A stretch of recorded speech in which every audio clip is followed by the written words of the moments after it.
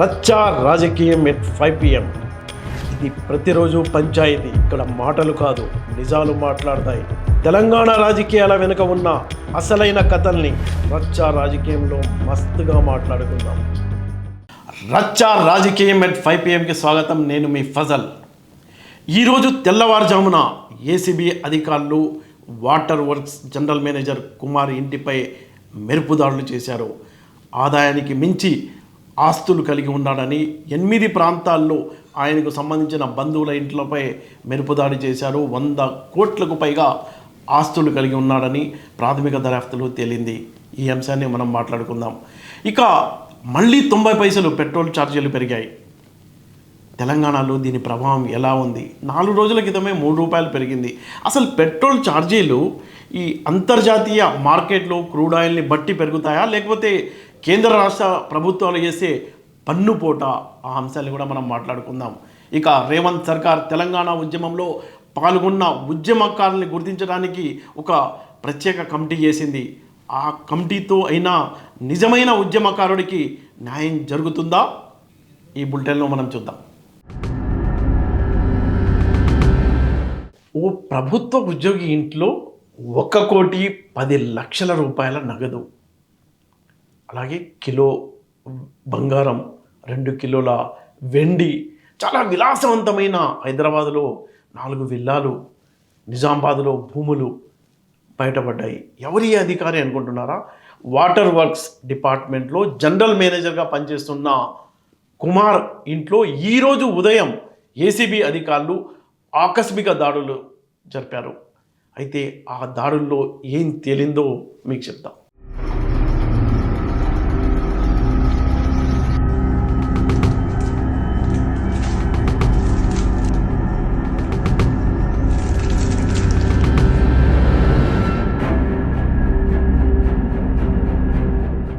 ఈరోజు తెల్లవారుజామున ఏసీబీ దాడులు మెట్రో వాటర్ వర్క్స్ జీఎం ఇంటిపై ఆకస్మిక దాడులు చేశారు. కేవలం ఆయన ఇంటిపైనే కాదు, మల్లాపూర్లో ఆయన ఇల్లు ఉంది.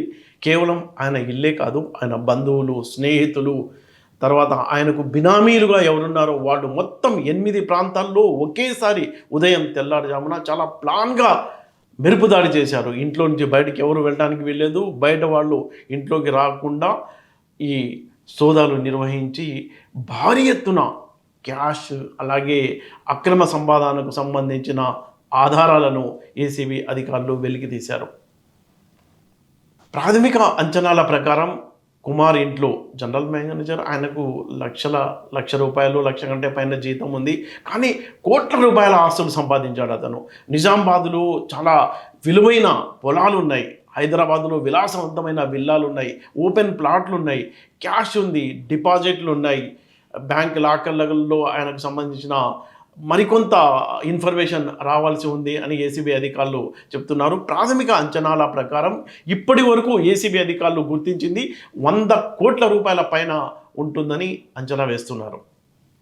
ముఖ్యంగా ఈ కరప్షన్ కనుక మనం చూసుకున్నట్లయితే ప్రభుత్వ ఉన్నత అధికారులలో రెవెన్యూ డిపార్ట్మెంట్లో ఎక్కువగా కనిపిస్తుంది, ఇరిగేషన్లో కనిపిస్తుంది, వాటర్ వర్క్స్ డిపార్ట్మెంట్లో కనిపిస్తుంది, అలాగే రిజిస్ట్రేషన్ శాఖలో చాలా ఎక్కువగా ఈ కరప్షన్ అనేది కనిపిస్తుంది.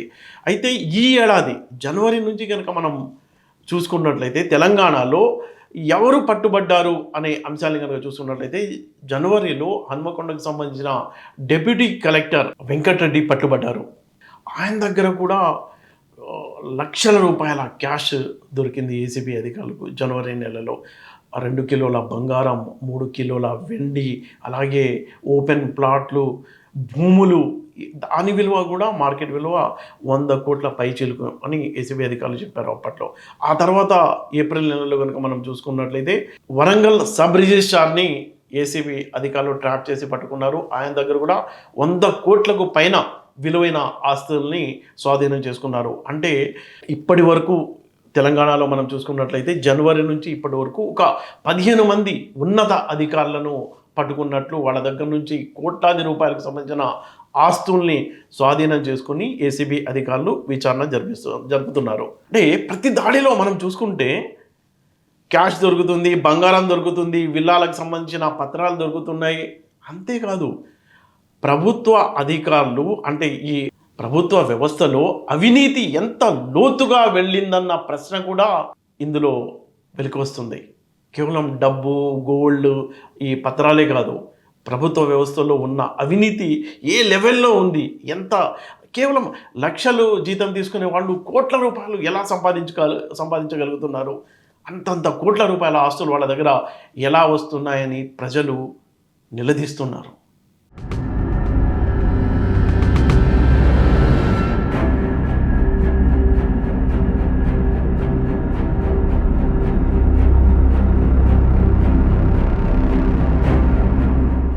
తెలంగాణ ప్రభుత్వం ఉద్యమకారుల్ని గుర్తించడానికి ప్రత్యేకంగా ఒక కమిటీని వేసింది. అంటే ఆ కమిటీ ఒక గైడ్లైన్స్ ఫాలో చేస్తుంది. ఈ ఉద్యమంలో ఎవరు ప్రాణత్యాగం చేశారు, జైలుకి వెళ్ళిన వాళ్ళు ఎవరు, గాయపడిన వారు ఎవరు, క్షేత్రస్థాయిలో పోరాటం చేసిన వాళ్ళు ఎవరు, అంటే ఈ 4 కేటగిరీల వారీగా జాబితాను తీసి వాళ్లకు న్యాయం చేయనున్నారు. గతంలో తెలంగాణ కోసం ఎంతోమంది పోరాటాలు చేశారు. కేసీఆర్ ప్రభుత్వంలో వాళ్లకు న్యాయం జరగలేదన్న అసహనం అయితే ఉంది. వాళ్లకు న్యాయం చేకూర్చడం కోసమే తమ ప్రభుత్వం చాలా నిజాయితీగా వ్యవహరిస్తుందని రేవంత్ సర్కార్ చెప్తుంది. అందులో భాగంగానే తెలంగాణ ఉద్యమంలో పాల్గొన్న ఉద్యమకారుల్ని గుర్తించడానికి ఈ కమిటీ తన రోల్ నిర్వర్తించబోతుంది. అయితే చాలా గొప్ప నిర్ణయమే. అయితే ఇది నిజంగా ఎవరైతే తెలంగాణ ఉద్యమంలో పాల్గొన్నారో ఆ ఉద్యమకారులకు న్యాయం చేకూరుస్తుందా, లేకపోతే ఇది కూడా మరో జాబితాగా మిగులుతుందా అనే ప్రశ్న ఉత్పన్నమవుతుంది. ప్రభుత్వం చెప్తుంది మేము చాలా నిజాయితీగా నిర్వహిస్తామని. ప్రజలు, ఉద్యమకారులు కోరుకుంటున్నారు తమకు న్యాయం జరుగుతుందా, గత ప్రభుత్వ హయాంలో కూడా న్యాయం జరగలేదు కదా, ఈ ప్రభుత్వ హయాంలో అన్నా తమకు న్యాయం జరుగుతుందా, ఏమైనా బెనిఫిట్స్ వస్తాయా అని వాళ్ళు చాలా ఆశగా ఎదురు చూస్తున్నారు. తెలంగాణ ఉద్యమం అంటే అది కేవలం ఒక రాజకీయ ఉద్యమం కాదు. ఓ తల్లి కన్నీళ్ళు ఉన్నాయి, ఓ విద్యార్థి త్యాగం ఉంది. ఉస్మానియా యూనివర్సిటీలో ఎంతోమంది విద్యార్థులు తమ జీవితాల్ని నాశనం చేసుకుని ఈ తెలంగాణ ఉద్యమంలో పాల్గొని వాళ్ళంతా ఎటు ప్రభుత్వం అంటే రాష్ట్ర విభజన జరిగినప్పటికీ వాళ్ళకి న్యాయం జరగక వాళ్ళు అలాగే మిగిలిపోయిన వాళ్ళు ఎంతోమందిని మనం చూడవచ్చు. వాళ్ళంతా చాలా ఆశగా ఎదురు చూస్తున్నారు. వాళ్లకు న్యాయం జరుగుతుందా అని వాళ్ళు మరీ ప్రశ్నిస్తూ ఈ కమిటీ అయినా తమకు న్యాయం చేకూరుస్తుందా అన్న ఆశలో వాళ్ళు ఉన్నారు. ఒక రేవంత్ సర్కారు ఈ ఎవరైతే ఉద్యమకారులు ఉన్నారో వాళ్ళని 4 కేటగిరీలుగా విభజించింది. అక్కడ కొంత వివాదం వస్తుంది. అంటే ఈ ఎవరైతే ఉద్యమకారులు చేశారో వాళ్ళని, అంటే వాళ్ళ త్యాగాల్ని ఇలా 4 రకాలుగా త్యాగం స్థాయిని బట్టి గౌరవం ఇవ్వడం అనేది ఏ మేరకు కరెక్టు అన్న ప్రశ్న కూడా ఉత్పన్నమవుతుంది. కమిటీ ఏమో ప్రజాభిప్రాయం తీసుకుంటాం అంటుంది. గతంలో కూడా చాలా కమిటీలు అప్పట్లో కేసీఆర్ ప్రభుత్వం వేశారు, జాబితా తయారు చేశారు. అందులో రాజకీయాలు పనిచేశాయి. ఆ రాజకీయాల అంటే ఎలా ఏ మెథడ్ ఫాలో చేస్తారు. ఇప్పుడు ప్రభుత్వం చెప్తుంది ప్రజాభిప్రాయం తీసుకుంటాం, అక్కడ నుంచి సమాచారం తీసుకుంటామని. అంటే ఎవరైతే 4 కేటగిరీలు చేశారో దానికి ప్రూఫ్ ఏం అడుగుతారు, ఇది నిజమా కాదా అని ఎలా నిర్ణయించుకుంటారు అన్న ప్రశ్నలు కూడా ఉత్పన్నమవుతున్నాయి. ఒక విషయం అయితే నిజం, తెలంగాణ ఉద్యమంలో రక్తాన్ని చిందించిన వారు, కుటుంబాన్ని కోల్పోయిన వారు, సర్వం కోల్పోయిన వారు, ఆర్థికంగా నష్టపోయిన వాళ్ళు, తమ బిడ్డల్ని కోల్పోయిన వాళ్ళు, వాళ్ళందరిది ఒకటే నినాదం, మమ్మల్ని గుర్తించండి, ఇప్పటికైనా న్యాయం చేయండి అని వాళ్ళు ప్రభుత్వాన్ని చాలా దీనంగా అడుగుతున్నారు. మేము వరద బాధితుల కంటే అన్యాయంగా మిగిలిపోయినాం సమాజంలో. మాకు ఇప్పుడు ఎలాంటి పరిస్థితుల్లో 30% ఉద్యమకారులు అయితే పట్ట బిడ్డలు రాలిపోయినట్లు రాలిపోయి చనిపోయారు. మరి ఉన్న ఉద్యమకారులు కూడా వరద బాధ్యతల కంటే అధ్వానంగా ఉంది. మేము అన్నిటికీ త్యాగాలు చేసినాము, ఉపాధిగా త్యాగం చేసినాము, మరి మా యొక్క కుటుంబాలకు త్యాగాలు చేసినాము, మరి అన్ని విధాలుగా త్యాగాలు చేసి ఉద్యమ వైపు నిరంతరం కృషి చేసి ప్రత్యేక రాష్ట్రం తెలంగాణ సాధించినాము. తెలంగాణ సాధించిన తర్వాత తెలంగాణ వస్తే మాకు న్యాయం జరుగుతుంది, నీళ్లు నిధులు అందుతాయి అనే ఉపాధి అందుతాయి అని అనుకున్నాం. కానీ కేవలం రాజకీయ నాయకుల లబ్ధి కోసమే తెలంగాణ సాధించినట్ల టీఆర్ఎస్ పార్టీ ఎంజాయ్ చేసుకున్నది. గత బీఆర్ఎస్ పరిపాలన కాలంలో తెలంగాణ ఉద్యమకారులను గుర్తించకపోగా చాలా అవమానించినటువంటి సందర్భం మనం చూసినాం. కానీ ఈ రాష్ట్ర ప్రభుత్వం గతంలో ఎన్నికల ముందు ఇచ్చినటువంటి హామీల్లో భాగంగా ఉద్యమకారులను గుర్తించడంతో పాటు వారికి 250 గజాల ఇంటి స్థలాన్ని కూడా ఇస్తామని చెప్పేసి ప్రకటించింది. తక్షణమే ఈ కమిటీ ఉద్యమకారులను గుర్తించి వారికి కావలసినటువంటి సదుపాయాలను కల్పించాల్సిన బాధ్యత రాష్ట్ర ప్రభుత్వం మీద ఉన్నదని చెప్పేసి తెలియజేస్తా ఉన్నాం. అయితే రేవంత్ సర్కార్ చేపట్టిన ఈ ప్రక్రియతో నిజంగా వాళ్ళకి న్యాయం జరుగుతుందా లేదా అనేది కాలమే చెప్పాలి.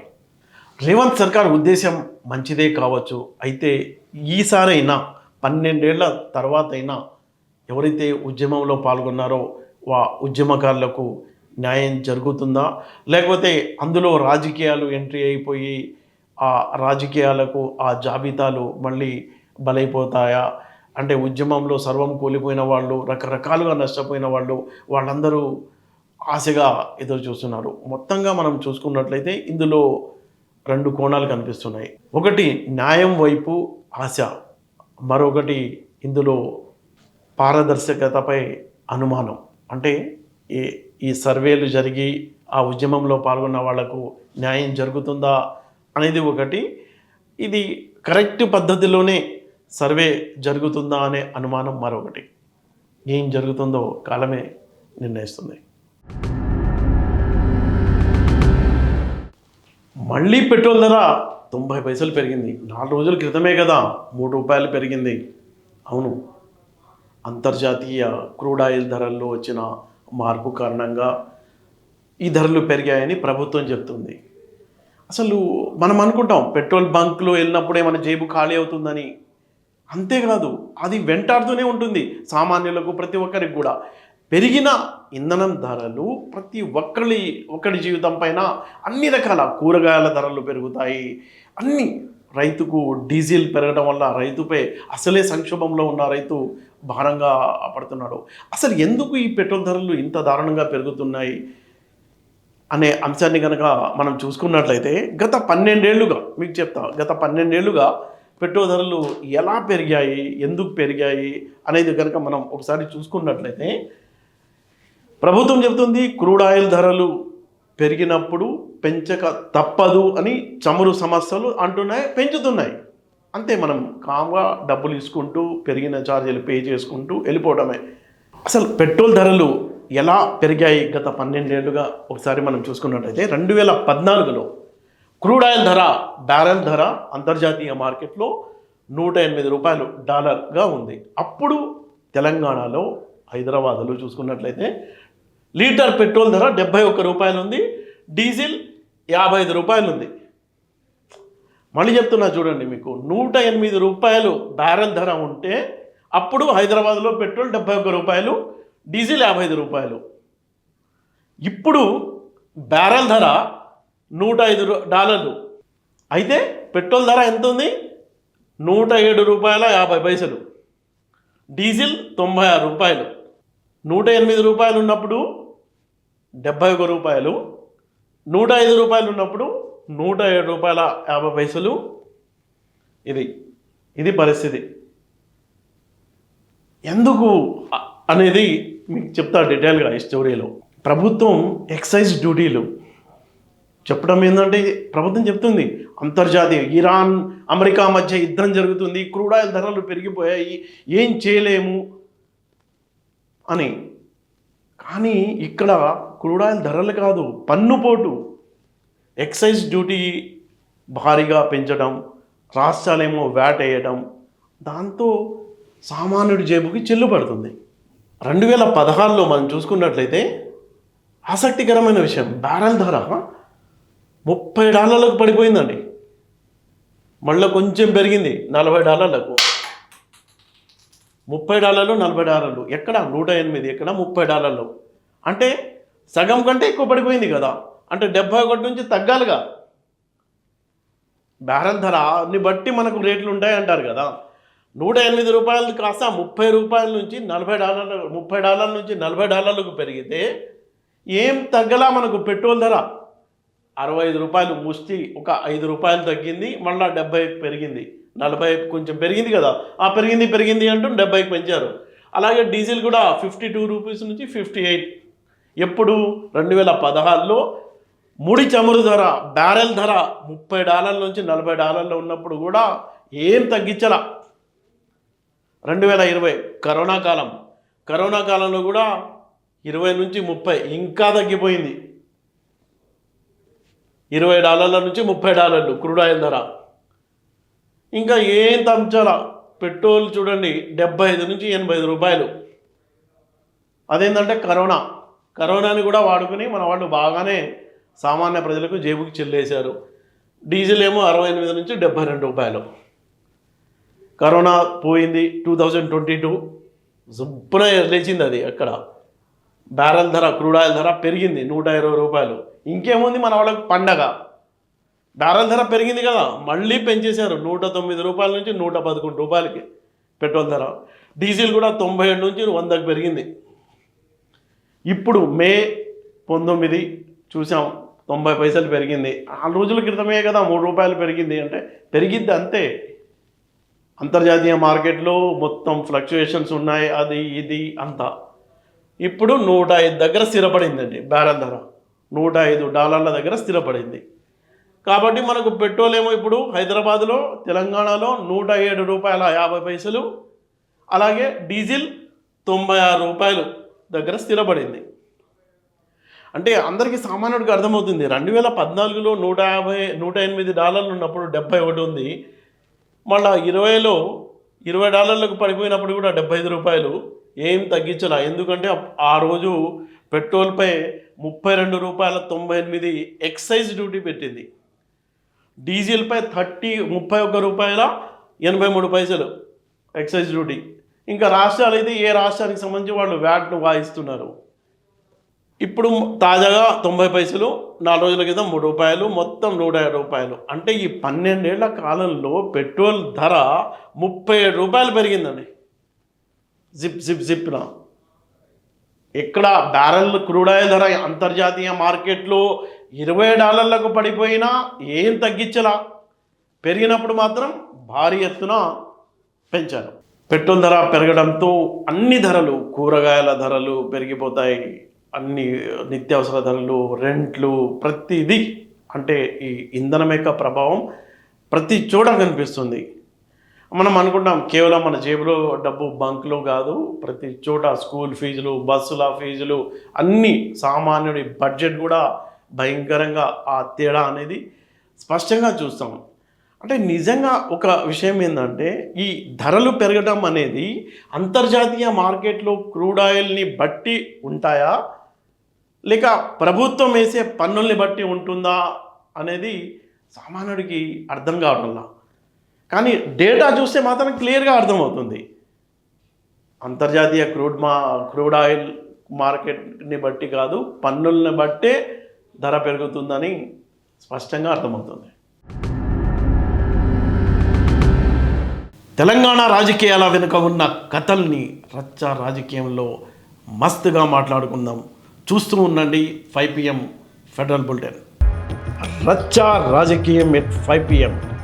ఇది ప్రతిరోజు పంచాయతీ. ఇక్కడ మాటలు కాదు, నిజాలు మాట్లాడతాయి. తెలంగాణ రాజకీయాల వెనుక ఉన్న అసలైన కథల్ని రచ్చ రాజకీయంలో మస్తుగా మాట్లాడుకుందాం.